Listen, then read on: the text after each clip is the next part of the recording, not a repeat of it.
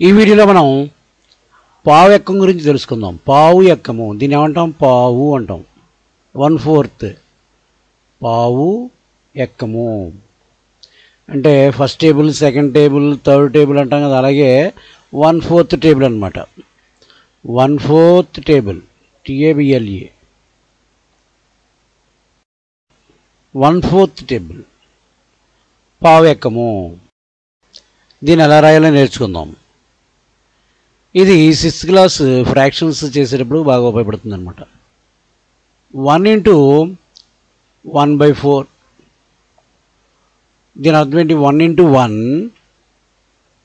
1/4 అని అర్థం. 1 × 1 1/4. అలాగే 2 × 1/4 that is equal to 2 1s are 2 అలా రాయొచ్చు. లేదా 2 డైరెక్ట్గా 2 టైమ్స్ క్యాన్సిల్ అవుతుంది 4లో. 2 2s are 4 అలా చేయొచ్చు. లేదా దీన్ని ఏమైనా అర్థం చేసుకోవాలి? 2 × 1/4 అంటే 2 2s are 4. 2 2లో 1 టైం క్యాన్సిల్ అవుతుంది. ఇంకేం మిగిలింది ఇక్కడ? 1 × 1 మిగిలింది. 2 ఉంది. That is equal to 1 × 1 1/2.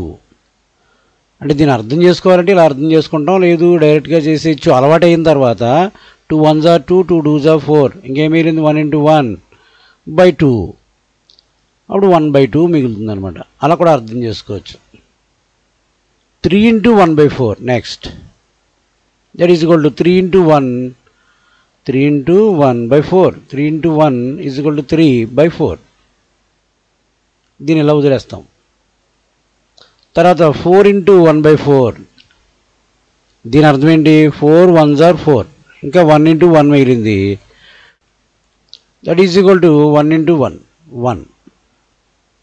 తర్వాత 5 × 1/4 5 × 1/4 దట్ ఈజ్ ఈక్వల్ టు దీన్ని ఎలా అర్థం చేసుకోవాలి? 5 × 1 1/4 that is equal to 5 1s are 5/4.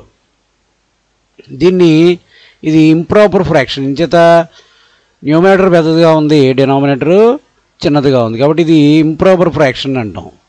అంటే పైన ఉన్నటువంటి లవం పెద్దగా ఉంది, కింద ఉన్నటువంటి హారం చిన్నగా ఉంది, కాబట్టి దీన్ని మనం ఇంప్రాపర్ ఫ్రాక్షన్, అపక్రమ భిన్నము అంటాం తెలుగులో.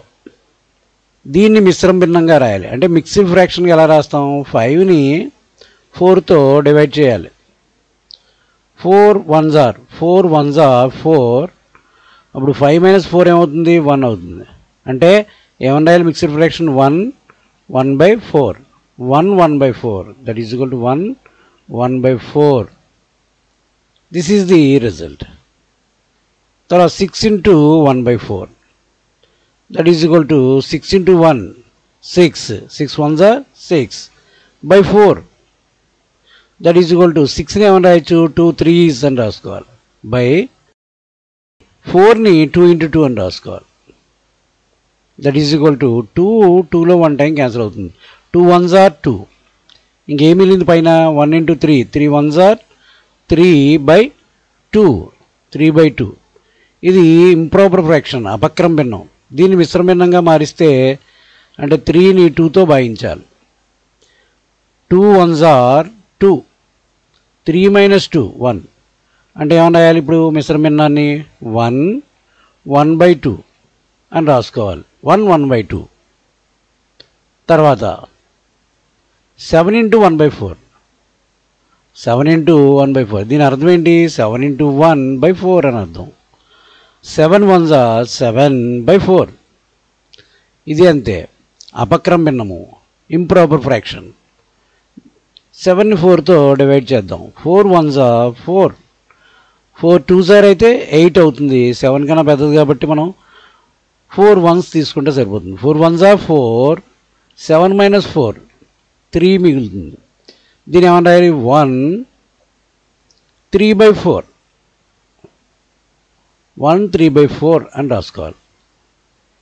తర్వాత 8 × 1/4 8 × 1/4 that is equal to 4 8లో 2 times పోతుంది. 4 2s are 8 ఇంకేం మిగిలింది ఇక్కడ?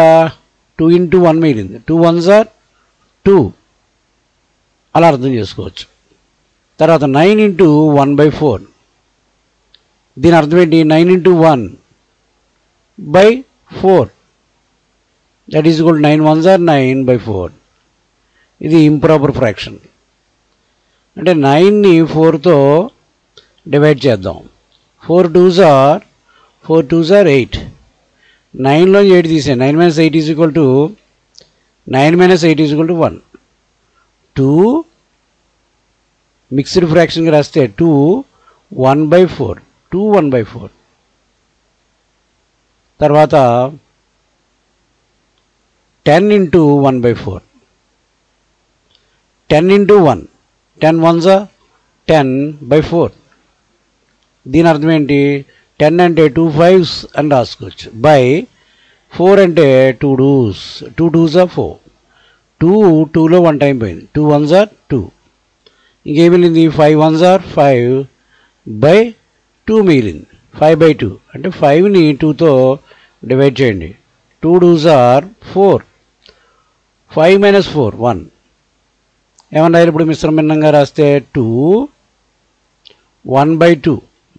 2 1/2. 2.5. తర్వాత 11 into 1/4. That is equal to 11 1s are 11/4. అంటే ఇది ఇంప్రాపర్ ఫ్రాక్షన్ మిక్స్డ్ ఫ్రాక్షన్గా మార్చాలి. 11ని 4తో భాగిస్తే 4 2s are 8.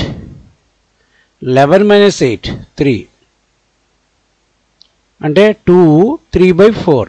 2 3/4. 2 3/4. 12 into 1/4. That is equal to 4 3s are 12. 4 3 times పోయింది అనమాట 12లో. ఇంకేం మిగిలింది? 3 ఇంటూ 1 మిగిలింది. 3 ఇంటూ 1. 3 1s are 3. తర్వాత 13 into 1/4. That is equal to 13 into 1. 13 1s are 13/4. ఇది ఇంప్రాపర్ ఫ్రాక్షన్. 13ని 4తో భాగించండి. 4 3s are 12 మైనస్ అంటే 13 - 12 1. కాబట్టి రిజల్ట్ ఏంటి? 3 1/4. 3 1/4. తర్వాత 14 ఇంటూ 1/4. దీని అర్థం 14 into 1. 14 1s are 14/4. That is equal to 14ని 2 ఇంటూ 7 అని రాసుకోవచ్చు. బై 4ని 2 ఇంటూ 2 అని అర్థం చేసుకోవాలి. 2 2లో 1 టైం క్యాన్సిల్ అవుతుంది. అంటే 2 1s are 2. ఏం మిగిలింది? 7 1s మిగిలింది. 7 ఇంటూ 1. 7 1s are 7/2. 7/2. ఇది ఇంప్రాపర్ ఫ్రాక్షన్. అపక్రమ భిన్నము అంటాం తెలుగులో దీన్ని. అంటే 7ని 2తో భాగించండి. 2 3s are 6. 7 - 6 ఎంత? 1. అంటే 3 1/2. దీని అర్థం 3 1/2. ఇది రిజల్ట్. తర్వాత 15 into 1/4. That is equal to 15 1s are 15/4. Improper fraction. 15ని 4తో భాగిద్దాం. 4 4s are 16. ఎక్కువైపోతుంది కదా. అంచేత ఏం చేయాలి మనం? 4 3s are 12 మైనస్ అంటే 15 - 12 3. 3 3/4. రిజల్ట్ ఏంటి?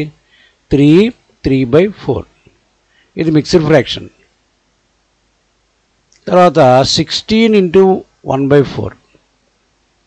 4 16లో 4 టైమ్స్ పోతుంది. 4 4s are 16.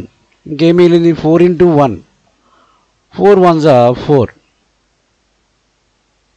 17 17 ఇంటూ 1/4.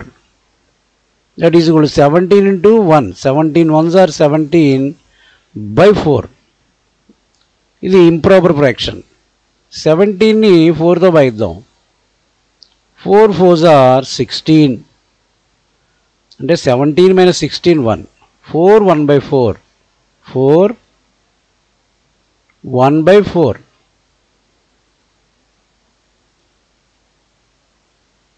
తర్వాత 18 into 1/4. That is equal to దీన్ని ఏ విధంగా అర్థం చేసుకోవాలి? 18 1s are 18/4 ఉన్నట్టుగా భావించాలి. 18 అంటే 2 × 9/4 అంటే 2 × 2 అని అర్థం చేసుకోవాలి. 2 1s are 2, 2 1s are 2, 2లో 1 టైం క్యాన్సిల్ అయింది. 9 1s are మిగిలింది. ఇంకా 9 1s are 9, కింద ఉంది /2 ఉంది. అంటే 9ని 2తో డివైడ్ చేయండి. 2 4s are 8,